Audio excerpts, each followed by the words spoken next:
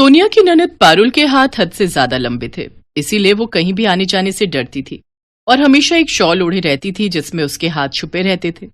सोनिया की नई नई शादी हुई थी। जब उसने शादी के बाद ये सब देखा तो उसका मन बहुत दुखी हुआ। पारुल, देखो मैंने आज खीर बनाई है, खाकर तो बताओ कैसी है। माँ जी ने मुझे कहा कि शादी के बाद मैं पहली रसोई में खीर बनाऊं, तो तुम्हारे लिए भी ले आई। नहीं भाभी, मुझे नहीं खानी, अभी थोड़ी देर बाद खा लूंगी। अच्छा कोई बात नहीं, ठीक है, मैं यहां रख जाती हूँ, तुम खा लेना। ये पारुल ने अपने हाथ क्यों छुपा रखे? पारुल, तुम्हारे हाथ में कोई चोट लगी है? तुम अपने हाथों को क्यों छुपा रही हो? शादी के समय भी तुमने शॉल ढकी हुई थी। अब नहीं नहीं, चोट कोई नहीं लगी। अभी आप जाओ भाभी, मुझे बहुत सारे काम है, मुझे पढ़ाई करनी है।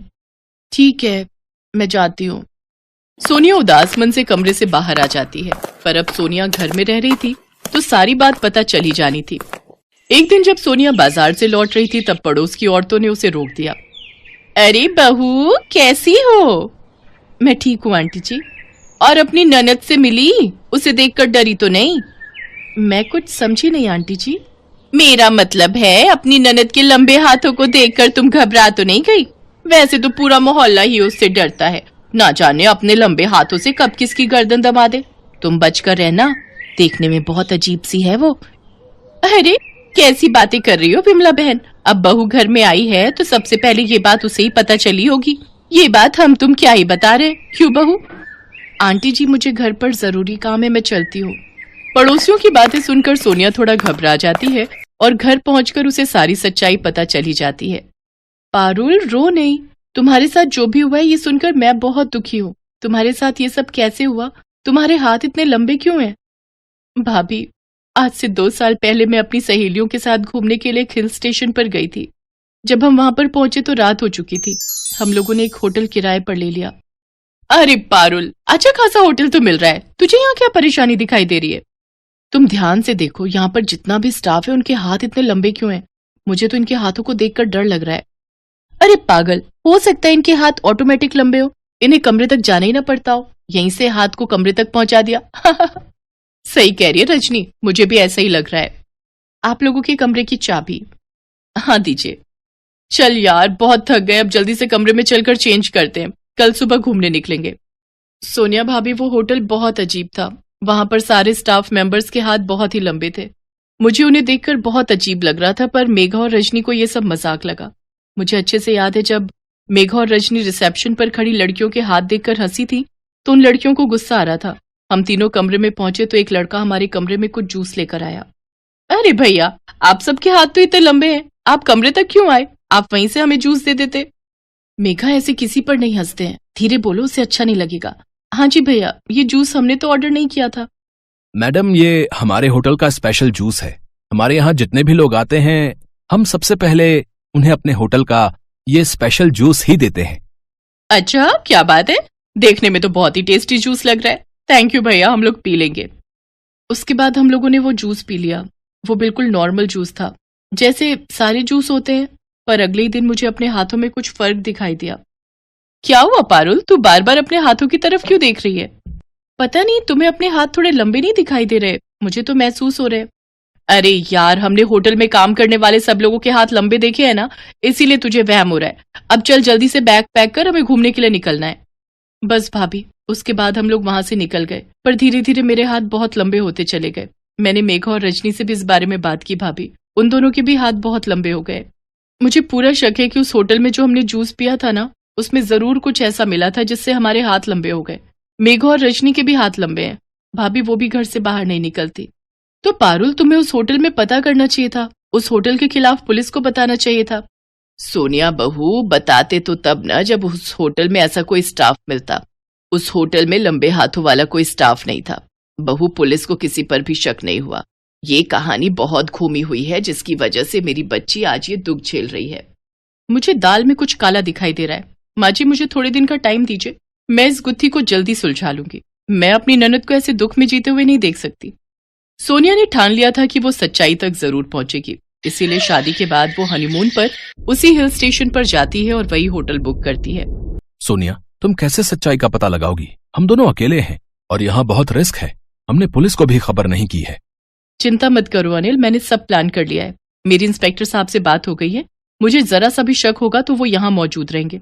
मैं तुम्हें सब समझाती हूँ। इंस्पेक्टर जोशी हमारे साथ वाले रूम में ही ठहरे। वो भी बहुत दिनों से इस गुत्थी को सुलझाने के लिए लगे हुए थे। फिर मेरी उनसे बात हुई। पापा उन्हें जानते थे, उन्हीं के साथ प्लान करके मैं यहाँ तक आई हूँ। पर जो स्टाफ पारुल को दिखाई दिया था, जिनके लंबे हाथ थे, वो स्टाफ अभी दिखाई नहीं दे रहा। गेट पर कोई है, मैं खोलता हूं। हमारे होटल की तरफ से आप दोनों के लिए ये केक है। जब भी कोई नए कपल आते हैं तो उनको हमारे होटल की तरफ से ये केक दिया जाता है। अच्छा, बहुत बढ़िया, थैंक यू। केक देखने में तो बहुत सुंदर है। इस लड़के के हाथ लंबे थे, तुमने ध्यान दिया? सोनिया, मैंने उस पर ध्यान नहीं दिया। मेरा ध्यान तो केक पर था। नहीं, अभी ये केक हम नहीं खाएंगे, इसे रख दो। अब मेरे साथ बाहर होटल टहलने के लिए चलो। इसके बाद सोनिया और अनिल बिना केक खाए बाहर होटल में जाते हैं। बस थोड़ी देर में ही ये दोनों भी हमारी तरह लंबे हाथ वाले हो जाएंगे। मैं उन्हें केक देकर आया हूं जिसमें वो दवाई मिली है जिससे हाथ लंबे हो जाते हैं। सही किया। इन लोगों को ये पता ही नहीं है कि लंबे हाथ वाला स्टाफ सिर्फ रात में ही ड्यूटी करता है, और जो भी रात में इस होटल में आता है वो अपने हाथ लंबे करके ही जाता है। सोनिया पहले ही इंस्पेक्टर जोशी को फोन कर चुकी थी। इंस्पेक्टर जोशी ने अपनी पूरी टीम को उस होटल में बुला लिया और कुछ ही देर में उस होटल के स्टाफ की सारी पोल खुल गई। हमें माफ कर दीजिए, हमसे गलती हो गई। गलती हो गई? आज तुम्हारी वजह से मेरी अपनी ननद दुख से गुजर रही है। तुम लोगों ने ये गलत दवाई खिलाकर मेरी ननद और उसकी सहेलियों के हाथ लंबे कर दिए। तुम लोग ऐसा क्यों करते हो? हम ऐसा इसलिए करते थे ताकि हमारे होटल में लोगों की भीड़ लगे। हमारे लंबे हाथ वाले स्टाफ को देखकर ज्यादा से ज्यादा लोग आए, इसलिए हमने एक ऐसी दवाई ली जिससे हमारे हाथ लंबे हो गए, और धीरे धीरे ये लंबे हाथ हमारी परेशानी बनने लगे। लोग हमसे डरने लगे और हमारे होटल में सबने आना बंद कर दिया। हमें अपने आप से नफरत होती है कि हमने अपनी गलती से ही अपने हाथ लंबे किए, पर हम अपनी नफरत दूसरों पर डालने लगे। हम चाहते थे कि जैसे हम बने हैं वैसे ही और लोग भी बन जाएं। अब तुम सब जेल जाओगे और ये होटल बंद हो जाएगा। तभी वहां एक जादूगर आता है। घबराइए नहीं मैडम, आपकी ननद के हाथ बिल्कुल ठीक हो जाएंगे। लंबे हाथ करने वाली दवाई अगर इनके पास है तो मेरे पास हाथों को छोटा करने वाली दवाई है, पर मैं ये दवाई इन सबको नहीं दूंगा क्योंकि इन्होंने गुनाह किया है। ये दवाई आप अपनी ननद को खिला दीजिएगा, उसके हाथ पहले जैसे हो जाएंगे। मैं भी इस होटल में इसी रहस्य को जानने के लिए आया था क्योंकि मेरी खुद की बहन के साथ ऐसा हादसा हो गया, पर मेरे पास तो ये दवाई थी, मैंने उसे ठीक कर दिया था। पर मैं चाहता था कि और लोगों के साथ ऐसा गलत ना हो और इनकी सच्चाई सबके सामने आ जाए। कुछ लोग ऐसे होते हैं जिनके खुद के साथ गलत होता है तो वो चाहते हैं कि दूसरों के साथ भी उनके जैसा ही गलत हो। Thank you sir, thank you so much. Hotel के स्टाफ को सजा हो जाती है और वो होटल हमेशा के लिए बंद हो जाता है। जादूगर की दी हुई दवाई से सोनिया की ननद के हाथ पहले जैसे ठीक हो जाते हैं। मेघा और रजनी को भी पारुल वो दवाई देती है। मेघा रजनी भी पहले जैसी ठीक हो जाती हैं। आज सोनिया के कारण उसकी ननद पारुल के हाथ बिल्कुल ठीक हो गए थे और उसके जीवन में खुशियां फिर से लौट आई थी। थैंक यू भाभी, थैंक यू सो मच, मेरी प्यारी ननद। सुमन घबराई हुई थी। उसकी बचपन की वो सहेली जिसने हमेशा उसकी मदद की थी, आज अपनी बेटी को छोड़कर इस दुनिया से जा रही थी। कला, कला तू घबरा मत, तू बिल्कुल ठीक हो जाएगी। नहीं सुमन, मैं अब नहीं बच पाऊंगी। मैंने प्राची से तुम्हें फोन इसलिए ही करवाया है। सुमन, मेरी प्राची मेरे जाने के बाद इस दुनिया में बिल्कुल अकेली है। इसके लंबे कद के कारण कोई लड़का इससे शादी को हाँ नहीं कहता। पता नहीं मेरे जाने के बाद मेरी बच्ची से कौन शादी करेगा। कला, तेरे मेरे ऊपर बहुत एहसान है, तू चिंता मत कर। प्राची मेरे घर की बहू बनेगी। मैं अपने छोटे बेटे अजय से प्राची की शादी करवाऊंगी, मैं वादा करती हूँ। पर तू बिल्कुल ठीक हो जाएगी कला, और देखना, हम दोनों सहेलियां मिलकर अपने बच्चों की शादी करेंगे। आप दोनों ये कैसी बातें कर रहे हो? माँ, आपको कुछ नहीं होगा। आंटी जी माँ को बोलिए ना ये ऐसी बातें ना करे। माँ, आंटी जी देखिए ना, माँ कुछ बोल नहीं रही।